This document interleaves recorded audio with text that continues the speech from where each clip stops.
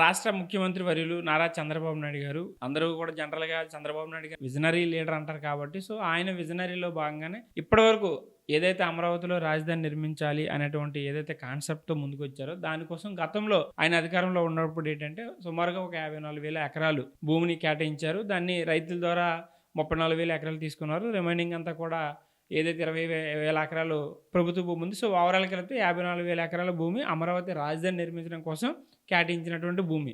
So, గతంలోనే అప్పుడున్నటువంటి ప్రతిపక్షాలు గోల చేసి, నానా యాగి చేసి ఏదో చంద్రబాబు నాయుడు బంధువులు కట్టబెడుతున్నారు, లేదనుకుంటే చౌదరీల సామ్రాజ్యం నిర్మిస్తున్నారు, లేదనుకుంటే విజయవాడ, గుంటూరులోనే వాళ్ళ సామాజిక వర్గం వాళ్ళు ఎక్కువున్నారు కాబట్టి వాళ్ళకు మేలు చేసేందుకే అక్కడ రాజధాని నిర్మిస్తున్నారు అనేటువంటి వ్యాఖ్యలు గతంలో మనం చాలా సార్లు చూసాం. సో, అదంతా విమర్శలు, ప్రతి విమర్శలు అదంతా కామన్‌గా జరిగింది. అనంతరం మళ్ళీ వైసీపీ ప్రభుత్వం అధికారంలోకి వచ్చింది. 5 ఏళ్ల పాటు అమరావతి రాజధాని ఏ మేరకు డెవలప్ చేసిందో, అమరావతికి ఎంత నిధులు కేటాయించిందో, ఏదైతే చంద్రబాబు నాయుడు గారి హయాంలో కేటాయించినటువంటి 54,000 ఎకరాలంటే 34,000 ఎకరాలని ఎంతవరకు యుటిలైజ్ చేసిందో అనేది కూడా మనం అందరం చూసాం గత 5 ఏళ్లలో. ఎందుకంటే అప్పుడే ఆల్మోస్ట్ ఆల్ ఎమ్మెల్యేల క్వార్టర్స్ కావచ్చు, లేదనుకుంటే సచివాలయం కావచ్చు, ఇట్లాంటివన్నీ కూడా మాక్సిమం ఆయన హయాంలో నిర్మించి ఉన్నప్పటికీ కూడా గత 5 ఏళ్ల పాలనలో ఎక్కడ వేసిన గొంగలు అక్కడ అన్న చందంగా అంతవరకు ఆగిపోయింది. అదంతా మనకంతా క్లియర్‌గా మనకు మ్యాప్ కనబడుతూ ఉంది. సో, ఇప్పుడు మళ్ళీ కూటమి ప్రభుత్వం అధికారంకు వచ్చిన తర్వాత కొంత సమయం సుమారుగా సంవత్సరంన్నర కాలం గడుస్తున్న అనంతరం మళ్ళీ ఆయన ఏ ఆలోచనతో ఏంటని తెలీదు గానీ ఫేజ్ 2లో భూసేకరణ ఉండబోతుంది అనేటువంటి ఒక కాన్సెప్ట్‌తో ఆయన అమరావతి రైతులు ఏదైతే జేఏసీలు ఉన్నాయో వాటన్నింటిని కూడా పిలిపించుకొని ఆయన సుదీర్ఘ కాలం పాటు ఆళ్ళతో చర్చలు జరిపి మళ్ళీ మనకి ఒక 10,000-20,000 ఎకరాలు లేదనుకుంటే కొంత భూమి మళ్ళీ అవసరం పడతది. ఎందుకంటే గతంలో మనం ఏదైతే భూసేకరణలో భాగంగా మనం తీసుకున్నామో దాని అంతటికి కూడా మనకున్నటువంటి ఇప్పుడున్నటువంటి మ్యానుఫ్యాక్చరింగ్ కావచ్చు, లేదనుకుంటే డే బై డే మనకి జరుగుతున్నటువంటి డెవలప్ నుంచి మనకి కొంత అవసరం అదనంగా అవసరం పడతది. కాబట్టి మళ్ళీ రైతులందరూ కూడా గతంలో లాగే సహకరించి స్వచ్ఛందంగా ఏదైతే టర్మ్స్ అండ్ కండిషన్స్ ఉన్నాయో, ఏదైతే రైతులకి హామీలు ఇచ్చారో, ఏదైతే ల్యాండ్ పూలింగ్ యాక్ట్ కింద వాళ్ళకి ఏదైతే బెనిఫిట్స్ ఉంటాయో అవన్నీ కూడా యాజ్ యూజువల్‌గానే నెరవేరుస్తాం. సో, మనకి మళ్ళీ కొన్ని వేల ఎకరాలు మళ్ళీ అమరావతి రాజధాని నిర్మాణం కోసం అవసరం ఉంటదనేటువంటి విషయాన్ని వాళ్ళు డైరెక్ట్ ఫేస్ టు ఫేస్ మాట్లాడినటువంటి విషయం నిన్న మొన్న మనం పలు పొలిటికల్ ఛానల్స్‌లోనూ లేదనుకుంటే ప్రింట్ మీడియాలో మనం చూసాం. సో, సేమ్ టైము ఏదైతే అమరావతి ఉద్యమం రైతులున్నారో వాళ్ళ జేఏసీలున్నారో వాళ్ళు కూడా చంద్రబాబు నాయుడు గారితో నేరుగా మాట్లాడి వాళ్ళకున్నటువంటి ఏవైతే టెక్నికల్ ఇష్యూస్ ఉన్నాయో ల్యాండ్ పూలింగ్ యాక్ట్ కింద చట్టానికి లోబడి తీసుకున్నప్పుడు వీళ్ళు ఫేస్ అయ్యేటటువంటి ఇబ్బందులు ఏవైతే ఉన్నాయో వాళ్ళందరూ కూడా వాటిని ఆయన ముందు డైరెక్ట్‌గా ఫేస్ చేసి, సో, ఏదైతే కేంద్రం పరిధిలో ఉన్నటువంటి ఏదైతే ఇష్యూస్ ఉన్నాయో వాటన్నింటి కూడా మేము కేంద్రంతో చర్చించి వాటిని సాల్వ్ చేసేటువంటి బాధ్యత నేను పూర్తి స్థాయిలో తీసుకుంటాను. మీకు ఏ విధమైనటువంటి ఇబ్బందులు లేకుండా, ఏ విధమైనటువంటి టెక్నికల్ ఇష్యూస్ లేకుండా మేము తీసుకునే బాధ్యత మాది అనేటువంటి ఒక హామీని వాళ్ళకిచ్చి, సో, ఏదైతే చంద్రబాబు నాయుడు గారు వాళ్ళకి ఆబ్లిగేషన్ పెట్టారో అది ఖచ్చితంగా ఇప్పుడు చంద్రబాబు నాయుడు గారు అడిగేదేమి వాళ్ళు ఇల్లు కట్టుకోవడానికో లేదనుకుంటే చంద్రబాబు నాయుడు గారి కుటుంబంలో వాళ్ళ మనవడు దేవాంశ్ కోసం ఆస్తులు సంపాదించడం కోసం అడిగేటువంటిది కాదు. అది ప్రజలకు ఎందుకంటే రానున్న రోజుల్లో అభివృద్ధి చెందుతున్నటువంటి ఒక జనాభా పెరుగుదల నేపథ్యంలో రానున్న రోజుల్లో ఎక్కువ ల్యాండ్ ఉంటే ఖచ్చితంగా కొంత డెవలప్ చేసుకోవడానికి అవకాశం ఉంటుంది కాబట్టి, సో, ఒక గ్లోబల్ స్టాండర్డ్ ఉన్నటువంటి రాజధాని నిర్మించాలనే ఒక ఆలోచనతో ఆయన ఈ యొక్క కామెంట్ చేశారు. మీడియాలో వచ్చింది మళ్ళీ చంద్రబాబు నాయుడు గారు సెకండ్ దశ, రెండో దశకి మళ్ళీ ల్యాండ్ భూసేకరణకు వెళ్ళబోతున్నారనే విషయం తెలియగానే అప్పుడే మన వైసీపీ ఏదైతే బ్యాచ్ ఉందో పచ్చ మీడియా బ్యాచ్, అలాగే పేటీఎం బ్యాచ్ అనుకోవచ్చు, ఏదైనా అనుకోవచ్చు.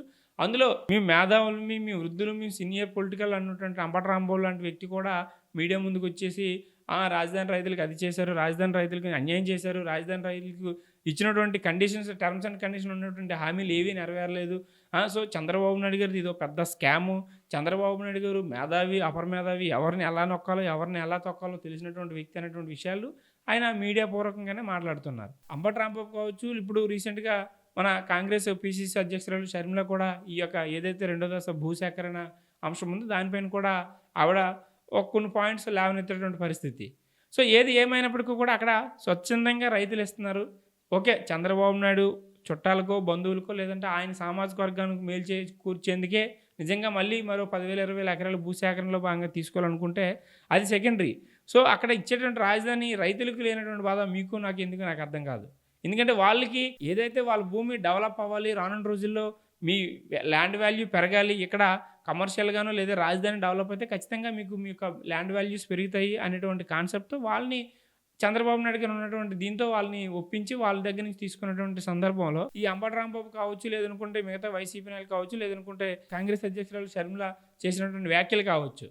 సో వీటన్నింటినీ చూసినట్లయితే ఖచ్చితంగా ఒక ప్లాన్డ్గా వెళ్తున్నటువంటి అంశాన్ని దాన్ని ఏదో డిజాల్వ్ చేసేయాలి, దాన్ని ఏదో చెడగొట్టాలనేటువంటి ఇంటెన్షనల్గా చేయాలనేటువంటి పరిస్థితి మనకు కనబడుతూ ఉంది. ఇలాంటి పరిస్థితుల్లో ఖచ్చితంగా ఇప్పటికే రాజధాని రైతులకు వాళ్ళకు ఉన్నటువంటి జేఏసీలు ఏవైతే ఉన్నాయో వాళ్ళు కొన్ని పెట్టారు అక్కడ. ఏదైతే రిటర్నబుల్గా ఫ్లాట్స్ ఇస్తామన్నారో, లేదనుకుంటే ఏదైతే ల్యాండ్ వాల్యూస్ ఏదో షేర్లు ఇస్తామన్నారో, ఏదైతే డెవలప్ అయిన తర్వాత వాళ్ళకి ఇస్తున్నటువంటి ఇన్సెంటివ్స్ కావచ్చు, ఇట్లాంటివన్నింటిని కూడా వాళ్ళు అక్కడ ప్రస్తావించుకుని వాడుకున్నటువంటి సమస్యలు తెలియజేస్తేనే వాళ్ళు డైరెక్ట్గా ఆయన ముందు కూర్చొని మాట్లాడేటువంటి పరిస్థితి. సో మనం మీడియా ముందుకు వెళ్ళి చంద్రబాబు నాయుడు మేధావి అనే విషయం అందరికీ తెలుగు రాష్ట్ర దేశం మొత్తం ప్రపంచవ్యాప్తంగా కూడా తెలిసినటువంటి విషయం. ఆయన మేధావి కాబట్టి 40 ఏళ్ళ రాజకీయంలో 4-5 సార్లు ముఖ్యమంత్రిగా చేసి, మంత్రిగా చేసి, ఈరోజు ఒక సీనియర్ నాయకుడిగా ఉన్నటువంటి వ్యక్తి ఆయన. సో అలాంటి వ్యక్తి గురించి మీరు ఈరోజు మీడియా ముందుకు వచ్చి ఏదో చంద్రబాబు నాయుడు దాచేసుకుంటున్నాడు, లేదనుకుంటే చంద్రబాబు నాయుడు చుట్టాలకి ఇచ్చేస్తున్నాడు, చంద్రబాబు నాయుడు వాళ్ళ బంధువులకి కట్టబెట్టేస్తున్నాడు, లేదనుకుంటే గతంలో చేశారు ఇదే వైసీపీ నాయకులు, ఇప్పుడు ఎక్కడ లేరు, అడ్రస్ లేకుండా పోయారు, వాళ్ళందరూ కూడా ఖచ్చితంగా చేశారు.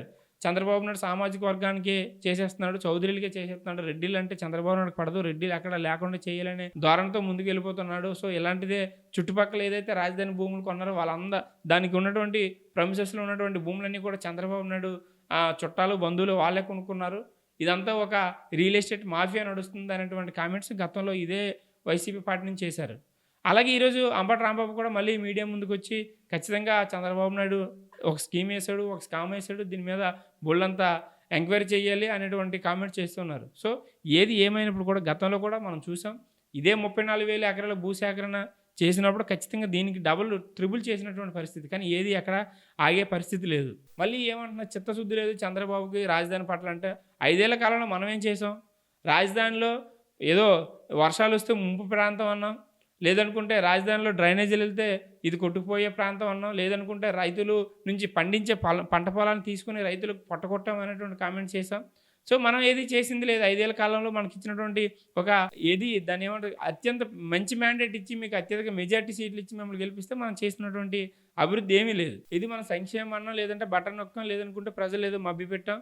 5 ఏళ్ల కాలం పాటు అలాగా మనం ఫ్లైట్లో తిరిగి, లేదనుకుంటే స్పెషల్ ఫ్లైట్లో తిరిగి విదేశాల్లో ఎంజాయ్ చేస్తూ మనం కాలం గడపడం తప్పించి అమరావతి విషయంలో సంక్షేమము, లేదనుకుంటే రాష్ట్ర అభివృద్ధి అని పక్కన పెడితే అమరావతి విషయంలో ఆల్రెడీ అక్కడ స్టోన్ వేసి ఉన్నటువంటి అమరావతి రాజధాని కొంత ఒక 30-20% పూర్తయినటువంటి అమరావతిని మీరు అలా నిర్లక్ష్యం చేసిన తర్వాత మళ్ళీ ఈరోజు మళ్ళీ అధికారం కోల్పోయిన తర్వాత మళ్ళీ ఎవరో ఏదో చేస్తున్నారు అనేటువంటి రైతులను రెచ్చగొట్టి, రైతులకి రావాల్సినటువంటి బకాయిలు రాలేదు, రైతులకి ఇవ్వాల్సినటువంటి రైతులను అసలు నెట్టన ముంచేశారు, రైతులను అసలు నిలువున మోసం చేసేసాడు అనేటువంటి వ్యాఖ్యలు చేస్తూ దానిపైన కూడా ఈరోజు విమర్శలు చేసేటువంటి పరిస్థితి ఉంది. సో మళ్ళీ చెప్పేది ఏంటంటే వైసీపీ నాయకులు ఎంత నెత్తి నీరు కొట్టుకొని అరిచి పెట్టుకున్నా సరే మళ్ళీ ఖచ్చితంగా చంద్రబాబు నాయుడు గారు ఏదైతే అనుకుంటున్నారో అది ఖచ్చితంగా చేసి తీరుతారు. ఏదైతే ఆయన విజనరీ లీడర్గా ఒక బ్రాండ్ ఉందో ఆ విజనరీలో భాగంగానే మళ్ళీ అమరావతిని ఒక గ్లోబల్ సిటీగా, ఏదో ఒక మున్సిపాలిటీగానో, లేదనుకుంటే ఒక మున్సిపాలిటీ గ్రేటర్ మున్సిపాలిటీగానో చేయాలన్న ఆలోచన కాకుండా ఒక గ్లోబల్ సిటీలో ఒక యూనిక్గా ఒక అమరావతి రాజధానిని నిర్మించాలనేటువంటి దృఢ సంకల్పంతో ఆయన ముందుకు వెళ్తున్నటువంటి పరిస్థితుల్లో ఖచ్చితంగా అక్కడ ఉన్నటువంటి రైతులు ఇప్పటివరకు అయితే మాత్రం ఖచ్చితంగా పాజిటివ్ వేలోనే చంద్రబాబు నాయుడు గారు చేసినటువంటి నిర్ణయానికి కట్టుబడి వాళ్ళు స్వతహాగా మళ్ళీ ఏదైతే ఈయన పెట్టారో ఆ నిర్ణయానికి మళ్ళీ కట్టుబడి ఉన్నట్టే ఇప్పటివరకు అయితే తెలుస్తుంది. సో ఇలాంటి ఏదైతే విమర్శలు చేయాలి, ఏదైతే రైతులు రెచ్చగొట్టాలి, ఏదైతే మనం దాన్ని ఎలాగోలా చెడగొట్టాలి అనేటువంటి కడుపు మంటతో వైసీపీ నాయకులు మాట్లాడితే మాత్రం ఖచ్చితంగా ప్రజల్లో ఇంకొంత వ్యతిరేకత ముట్టకొట్టుకోవాల్సి అయితే మాత్రం వైసీపీ పార్టీకి మాత్రం ఖచ్చితంగా జరుగుతుంది.